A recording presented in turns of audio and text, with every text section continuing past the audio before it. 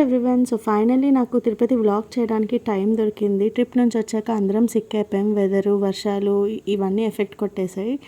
Anyways మేమైతే శర్వాబాబుకి గుండు కొట్టించడానికి Tirupati start అయ్యాం. మాకు ఇక్కడ ట్రైన్ రావడానికి ఒక 1 అవర్ పట్టింది. ఈలోపు వాడు మమ్మల్ని స్టేషన్ అంతా తిప్పించేశాడు. అందరం వాడిని పట్టుకొని నడిపించేసరికి అయిపోయింది.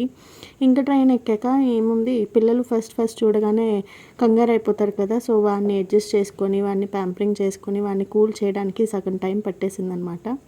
అండ్ నైట్ అయితే చూడండి, వీడు కూడా మాతో పాటు పులిహోర ఎంత చక్కగా టేస్ట్ చేసేస్తున్నాడు. వాడికి జనరల్గా పులుపు అంటే ఇష్టం, సో అందుకే తింటున్నాడు. ఇలాంటి చిన్న పిల్లలతో జర్నీ టైంపాస్ అయిపోతుంది, మనకు అసలు బోరే కొట్టదు. ఇట్టే అంటే గడిచిపోయింది మా జర్నీ కూడా. ఇంకా వాడి ఫుడ్ ఐటమ్స్ అన్నీ కూడా నేను ఒక చిన్న మినీ సూట్ కేసులో సర్దుకున్నాను.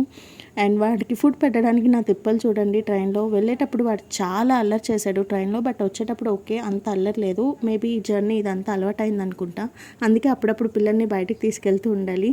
ఎనీవేస్ డే 2 దర్శనం ఎలా అయిందో నెక్స్ట్ వీడియోలో చూసేయండి. బాయ్.